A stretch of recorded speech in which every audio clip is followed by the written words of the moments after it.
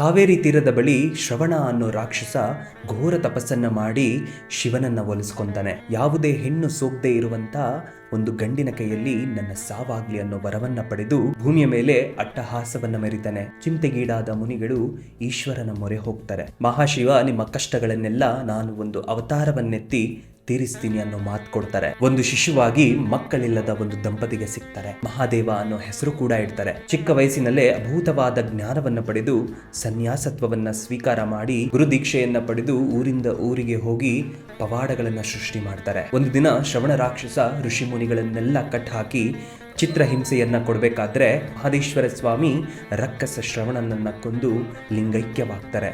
ಅವತ್ತಿಂದ ಮಲೆಯ ಮಹದೇಶ್ವರ ಸ್ವಾಮಿಯಾಗಿ ಅಲ್ಲೇ ನೆಲೆ ಹಾಕ್ತಾರೆ. ಕೇದಾರನಾಥನ ಯಾತ್ರೆ ತರ ಪ್ರತಿ ಶಿವರಾತ್ರಿ ಲಕ್ಷಾಂತರ ಜನ ಕಾವೇರಿ ಹೊಳೆಯನ್ನ ದಾಟ್ಕೊಂಡು ದಟ್ಟ ಕಾಡಿನಲ್ಲಿ ಕಲ್ಲು ಮುಳ್ಳುಗಳ ಮೇಲೆ ನಡ್ಕೊಂಡು ಮಲೆ ಮಹದೇಶ್ವರನ ದರ್ಶನ ಮಾಡ್ತಾರೆ. ಅಂಗವಿಕಲರು, ವೃದ್ಧರು, ಚಿಕ್ಕ ಮಕ್ಕಳು ಪಾದಯಾತ್ರೆಯನ್ನ ಮಾಡೋದು ನೋಡಿದ್ರೆ ಅವರ ಭಕ್ತಿ ಮಾದಪ್ಪನ ಮೇಲೆ ಎಷ್ಟಿದೆ ಅನ್ನೋದು ತಿಳಿಯುತ್ತೆ. ಮಾದಪ್ಪನ ಪಾದಯಾತ್ರೆ ಮಾಡುವ ಭಕ್ತಾದಿಗಳಿಗೆ ಕಾಡಿನಲ್ಲಿ ಊಟ ನೀರಿನ ಸಮಸ್ಯೆ ಇರುತ್ತೆ. ಹಾಗಾಗಿ ನಾನು ಹಾಗೆ ನಮ್ಮ DXT ತಂಡ 5ನೇ ವರ್ಷದ ಅನ್ನದಾಸೋಹವನ್ನ ಮಾಡ್ತಿದ್ದೇವೆ. ಇದಕ್ಕೆ ನೀವು ಕೂಡ ವಾಲಂಟಿಯರ್ ಆಗ್ಬೋದು ಅಥವಾ ಅನ್ನದಾಸೋಹಕ್ಕೆ ನಿಮ್ಮ ಕೈಲಾದ ಸಹಾಯವನ್ನ ಮಾಡಬಹುದು. ಈ ಪೋಸ್ಟರ್ ಅಲ್ಲಿ ಹಾಗೆ ಡಿಸ್ಕ್ರಿಪ್ಷನ್ ಅಲ್ಲಿ ಅದರ ಡೀಟೇಲ್ಸ್ ಇದೆ. ಅನ್ನದಾನವೇ ಶ್ರೇಷ್ಠ ದಾನ ಅಂತ ಹೇಳ್ತಾರೆ.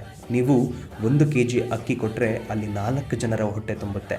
ಯಾರೆಲ್ಲ ಈ ಅನ್ನದಾಸೋಹಕ್ಕೆ ಸಹಾಯ ಮಾಡ್ತಾರೋ ಅವರೆಲ್ಲರಿಗೂ ನನ್ನ DXT ಶೋ ಕಡೆಯಿಂದ ಒಂದು ಚಿಕ್ಕ ಕಾಣಿಕೆ ಇದೆ. ನಿಮ್ಮ ಕೈಯಲ್ಲಿ ಆಗಿಲ್ಲ ಅಂದ್ರೆ ಕನಿಷ್ಠ ಪಕ್ಷ ಇದನ್ನ ಶೇರ್ ಮಾಡಿ ಕಮೆಂಟ್ ಸೆಕ್ಷನ್ ಅಲ್ಲಿ ಉಗೆ ಉಗೆ ಮಾದಪ್ಪ ಅಂತ ಹಾಕಿ.